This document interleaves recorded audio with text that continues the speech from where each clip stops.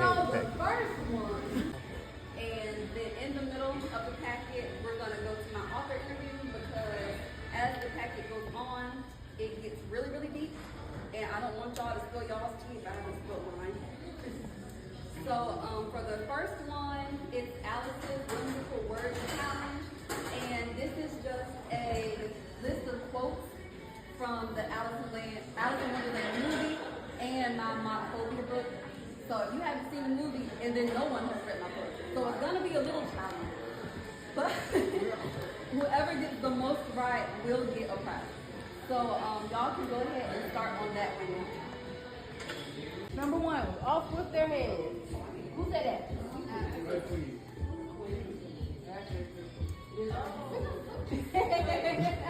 We just put echo never subsides. Correct. That's your line? You're supposed to do the wallflower. You read this before. Oh, this before? Oh, I'm sorry. The past is not the past, it's not right now. Jada.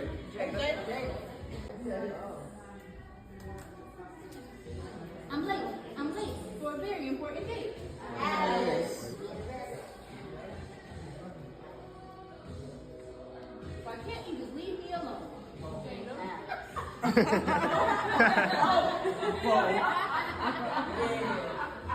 That's gotta be both. In my head, I dream alive.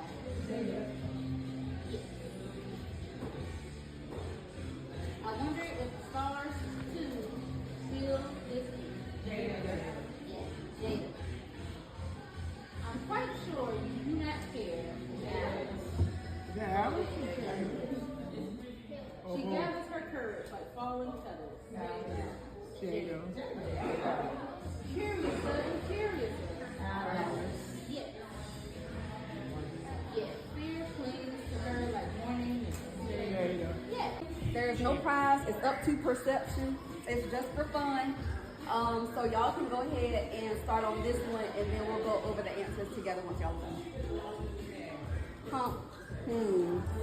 Let's do. It's 5 minutes. Most likely to adopt a pet on a whim. Jada. Thanks. Most likely to forget where they parked their car. Jada. Accurate. Most likely to travel the world. Most likely to get lost in a book for hours. You said both? I think that's both. I think both. This one. Most likely to run a marathon. Jada just did it. She just did it. Literally just ran a marathon. I missed that. Most likely to host a themed party. Most likely to follow a white rabbit down a hole. Both. You can too. I think you can follow a rabbit. That's true. But it's a hole. How big is it?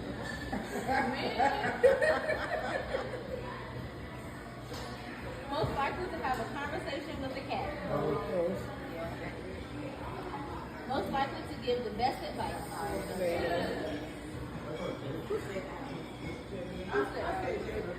Somebody said Alice. I heard y'all. Most likely to make friends with a stranger. Jada. Most likely to solve a complex puzzle.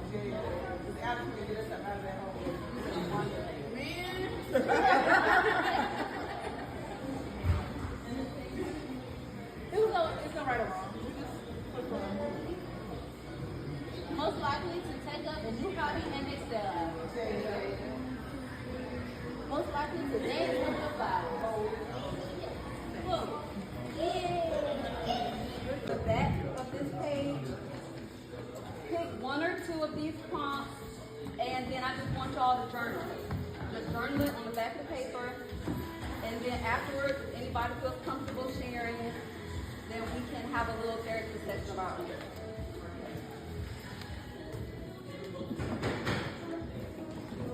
You want to sit up here with your TT? Hey everybody. On the journey of self-discovery right about the time you discover something new about yourself. When I was 15, at the age of 15, I realized that my energy can carry a room. So, like when I was young, I'm a triplet, so I'm the oldest of my brothers. So I've always allowed them to stand out because me being the oldest and dark skin and light skin, right? It was easy for me to stand out. So I've always allowed my brothers to stand out. And so sometimes it would, because I'm not a shy person, but some people could read it as shy. But one day we was at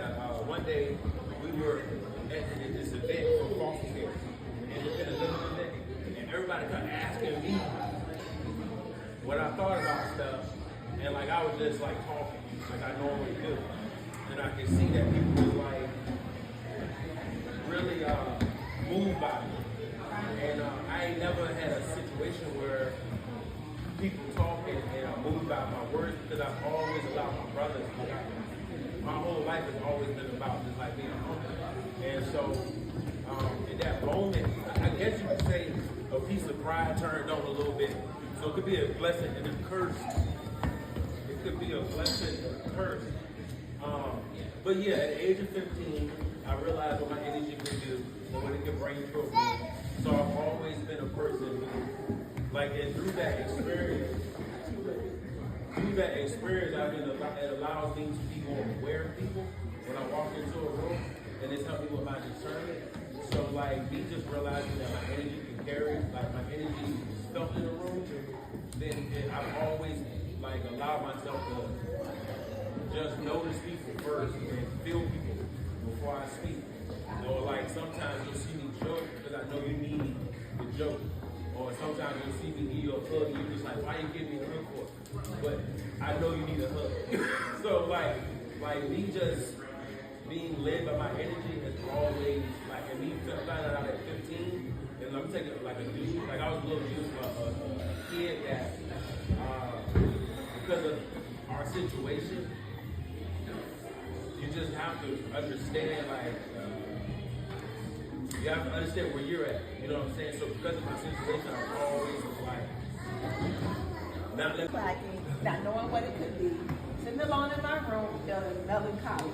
The day was dreary and no one was home. I couldn't call anyone. There was a problem with my phone. We lived in an area that at the slightest sign of rain, nothing would work, especially the phone, which would not ring. I'm not afraid of thunderstorms. I would tell myself. Just me alone in my house, alone by myself. Ocean, neither is it a lake. A river is truly the only body of water that deserves escape. A river leaves, not afraid to flow. A river stands still, not afraid to be slow. A river is not an ocean. A river is not an ocean, neither is it a lake. For an ocean can. I gave it my own head right now. For an ocean can't make up its mind. Is it predator or prey? A lake, well, let's just say, is small enough to pique my interest, but most of us like long distance. A river is not an ocean, neither is it a lake. So let's make like a river and slip over. I'm no Martin Luther, but my dream was for the better. A better day for my family, a better day at work, and a world with no time. Okay. I'll tell you that too. One bright day I went to PetSmart with my mom. Confusing to me, I had no pet. After playing outside until dark, I would come inside and my mom would say that I smelled like a dog. Then we go to the PetSmart for me. I don't bark, bite, or chew on anything but good food. I would make a good pet. This one will just be for y'all to do for fun later because we're pressed for time. So we're going to skip to the last page. The Cheshire Cat's word jumble. This was a hit at my last book release, so I brought it back. And this one is for a prize. So I'll give y'all 4 minutes. See however many you can get through. They're all titles of poems from Monophobia, but you haven't read Monophobia yet. It'll be a little different. But get as far as you can, and then we'll choose the winner after 4 minutes. I'm not a lovesick college student, I'm 58, but I discovered something today. There's a word for I am, monophobia. And what I discovered that I will be okay living alone. This is my first time living alone without kids, without husband, without anybody. And when I first started, I was kind of like tripping, especially at night, hearing noises and, saying just to be scared to be by myself. But what I've learned is that I will be all right, and God will provide. Yeah, homophobia, fear of being alone. Wow. So that's my story. I love it. But the one that stuck out to me most was the transformation. So my family here knows that I've been through a lot in the last 6 years. But last year this time, I went to a Christmas party and we took a lot of pictures. And so when the pictures were done, and I looked at myself and my friend, I was like this number 10. She was all slim and sleek, and I was round as a cookie. And I was like, at that moment I realized something about myself. I could do better. So I decided to do this challenge in January where I would embark upon a whole new world with these people I did not know, had never met before. And I just stepped out and I went along with these people. I listened to them, I did everything they told me to do from day one. And I ended up losing 47 pounds in January alone, just by myself. So when I'm transforming my body, I'm also transforming my mind and my self-esteem. I didn't realize I had low self-esteem the whole time. I didn't realize that I had been going through so much. I didn't realize I had depression and anxiety for 20-something years. Did not know. My family knew. But they loved me anyway. So you can do it. You can transform yourself from the inside out. Like Jada. Ain't she beautiful? Yeah. Similarly, there's one I'm not going to do both the ones I was working on, but in terms of a quirky or memorable encounter I've had, I have a lot of them. I am the person sitting on the bus and a total stranger decides to sit next to and open up. Randomly, spontaneously, unprovoked. And of course they want me to open up too, so I do a little bit. But I've been in, the earliest I can remember such a situation, I was visiting DC while I was in college. I'm riding the metro in, and a guy sits on the row across from me and immediately starts up a conversation. Just talking about the way people are different in the world and the way people's differences still lead them back to being the same. And then he started giving me this story about everyday journeys, everyday discoveries, and we talked about how, if you have a Metro card and you don't get out of the station, they don't charge you until you get out of a station.